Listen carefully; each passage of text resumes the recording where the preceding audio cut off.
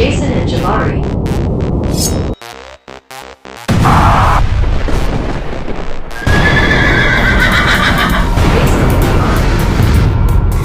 Jason and Jabari.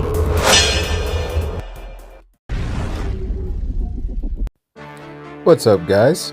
This is Jason from Jason and Jabari Gaming, and today we are going to be doing I actually don't know which one is this. I think this is 22nd rank 4, and I'm showing you guys my Battlegrounds deck because the obviously the champion that you guys should have known by the thumbnail is going to be in my Battlegrounds deck. I have gotten to the point to where I'm just trying to get a full Battlegrounds deck. So a couple of mainstays and a couple of interchangeable champions, but for the most part, I would like to keep my deck intact. So champion, obviously, that I'm going to be doing is here in this deck, and it probably is surprising a lot of you guys. And I will cover as much as I can think of off the top of my head, because I don't really do scripted content most of the time. I just kind of just go into it.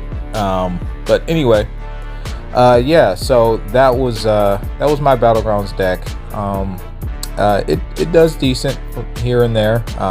Sometimes I hang out in C6 until I try to climb into C5. And that's pretty much where I land most metas, is around C5.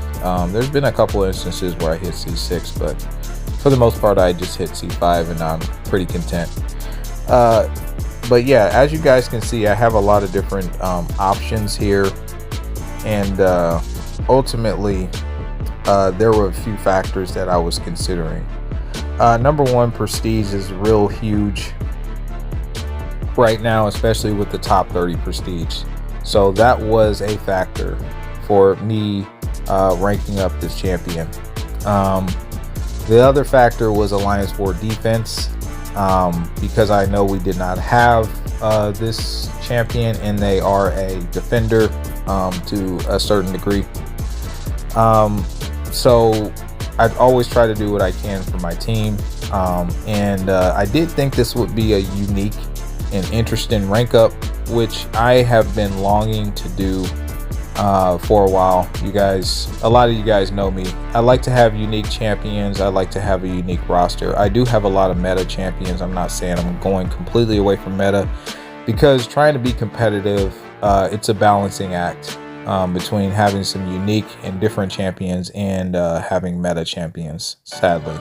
So that champion, obviously by the thumbnail, you guys should have known, is Destroyer. Destroyer is actually 24th in prestige overall. You guys will see him in a little bit, and his sig is sig 40, but he's actually current day, he's actually like sig 80 something right now. So I'm trying to get him as swiftly as I can to sig 200 for prestige purposes. And because he can do a little bit more damage, his signature ability does help him out a little bit. I don't know why it wasn't showing anything there. That looked a little weird, but that did take our prestige up to 31,746. And like I said, it's way higher now. It's way higher. I did think it was pretty cool that I have my Destroyer relic duped, and I took the Destroyer relic to rank 2. And now I have my Destroyer at rank 4, so they look pretty cool together. I did think that was a pretty dope shot. And here's the abilities. He can't be slowed, so that does help because he goes passively unstoppable, so they don't have really anything to prevent his his unstoppable in most instances. So instead of taking them into the realm of legends like I normally do, I'm going to take them to the labyrinth of legends, where they have a little bit more health, about 3 times as much health, and I'm going to take him against this Wolverine here. And this is the playstyle that you normally want to implement with him. You want to kind of intercept them with Destroyer to build up your charges and your Furies. and then you want to hit him with a special 2 or a special 3. So that's kind of what I'm doing here. I'm building up his Furies. He's going to get a passive power gain when his charges hit 100, and that is going to grant him I think 4 bars of power, and it stays paused. So if I hit three bars of power, it's just going to pause until I utilize it, which is actually really cool. There I threw off his special 2s, which I believe are unblockable, which is really cool. He's not bad on offense. He is slower. I don't think he's the best champion in the world at all by any stretch of the imagination, but I do think that he has a pretty good health size pool. He can be tricky to fight, especially in today's meta, where you're trying to get the Fury by doing the intercepts, which you'll have to intercept him specifically with your relic. Add in MD, and if they have any sort of buffs, they're taking damage back, and they'll take rupture damage as well. So I think he has a unique and interesting kit, but I don't think like he's one of the better champions and or defenders, but I do think he's unique.